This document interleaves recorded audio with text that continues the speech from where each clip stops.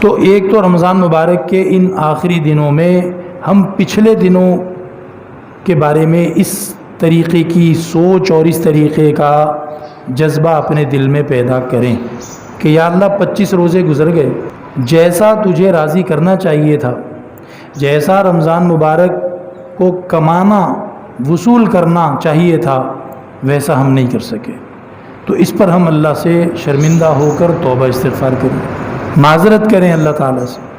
اور یہی سنت انبیاء علیہم السلام کی ہے کہ بڑے سے بڑا کام کرتے ہیں، اللہ رب العزت کی رضا اور خوشنودی والا، اور بے مثال قربانی دیتے ہیں اور مشکل ترین مراحل کو طے کرتے ہیں، اور اس کے بعد اللہ رب العزت سے مغفرت کی دعا مانگتے ہیں کہ یا اللہ ہمیں معاف فرما دے۔ تو سب سے پہلا تو یہ ہے کہ جو دن گزر گئے ان کے بارے میں ہم شرمندگی محسوس کریں کہ یا اللہ رمضان کا اکثر حصہ گزار لیا لیکن کر نہیں سکے جو کرنا چاہیے تھا، کیونکہ اللہ کی عبادت کا حق تو کوئی بھی ادا نہیں کر سکتا، چاہے ہم میں کوئی ایسا بھی بیٹھا ہو جس نے آج تک کسی رمضان میں اتنی عبادتیں نہ کی ہوں اور اس رمضان میں وہ بڑا مطمئن اور بڑا خوش ہو کہ اس رمضان میں تو اللہ نے زیادہ ہمت دی اور میں نے زیادہ عبادتیں کی ہیں، پھر بھی اسے شرمندہ ہونا ہوگا، اسے توبہ استغفار کرنی ہوگی، کیونکہ تو نے پچھلے سالوں کے مقابلے میں تو اچھی عبادت کر لی، لیکن جو اللہ کا حق بنتا ہے، جو اللہ کی شان ہے، جیسی اللہ کی عبادت ہونی چاہیے ویسی تو نہیں کر سکے نا، تو اس پر توبہ استغفار ہونی چاہیے۔ تو باقی ایام میں ہم مسلسل اللہ رب العزت سے توبہ کرنے والے ہوں، اور اس کے ساتھ ساتھ ہم شکر کرنے والے ہوں۔ پہلی بات کیا عرض کی کہ ہم مغفرت اور استغفار کرنے، اس کو آپ مختصر لفظوں میں کہہ دیں عذر، اللہ کی بارگاہ میں عذر پیش کریں کہ اللہ مجھ سے ہو نہیں سکا، تجھے راضی کرنے کا جذبہ تو بڑا تھا، اور رمضان میں سارے گناہ بخشوانے کی سوچ تو تمنا تو بڑی تھی، لیکن یا اللہ میں کر نہیں سکا۔ اس پر توبہ استغفار کیا جائے، عذر پیش کیا جائے۔ اور دوسری چیز عذر کے بعد ہے شکر، کہ جس اللہ نے توفیق عنایت فرمائی کہ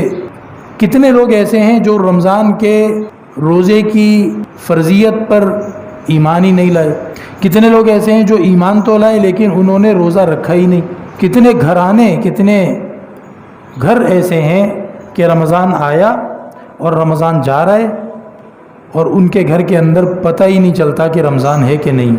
نہ روزے رکھنے کا اہتمام، نہ دعا کا، نہ ذکر کا، نہ توبہ کا، نہ تلاوت کا۔ تو شکر ہے یا اللہ تیرا کہ تو نے کم سے کم اس طرف توجہ عطا فرمائی، تو نے توفیق نصیب فرمائی کہ کچھ رمضان اور غیر رمضان کا فرق مجھے اپنی زندگی میں دیکھنے کو ملا۔ تو اللہ رب العزت سے توبہ استغفار کریں اور اللہ رب العزت کی بارگاہ میں شکر ادا کریں۔ ان باقی دنوں میں ہم اس جذبے کے ساتھ ذکر، پہلا کلمہ استغفر اللہ، اللہ تعالیٰ سے جنت کی طلب، دوزخ سے حفاظت کی دعا، اس میں ہم کثرت کر دیں، اس کو ہم زیادہ کر دیں۔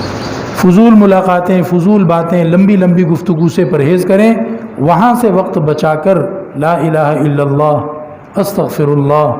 اللہم انی اسألک الجنہ اعوذ بک من النار، جو صورت آپ کو قرآن پاک کی یاد ہے وہ صورت پڑھتے رہیں چلتے پھرتے، اور بیٹھ کر بھی تلاوت کریں اور بیٹھ کر بھی اللہ سے دعائیں مانگیں۔ اپنے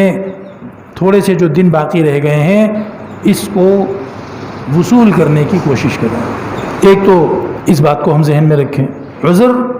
اور شکر، اللہ کی بارگاہ میں عذر پیش کر کے معافی مانگیں، اور دوسرا اللہ تعالیٰ کا شکر کریں جو توفیق اللہ نے عطا فرمائی۔ یا اللہ یہ تیرا احسان ہے، تو چاہتا تو ہم ان لوگوں میں سے بن جاتے جنہوں نے پورے رمضان میں ایک بھی گناہ نہیں بخشوایا، جنہوں نے تیری فرض کی ہوئی عبادتوں کو توجہ نہیں دی۔ یا اللہ تیری توفیق سے ہمیں توجہ تو ہوئی، کچھ فکر تو ہوئی،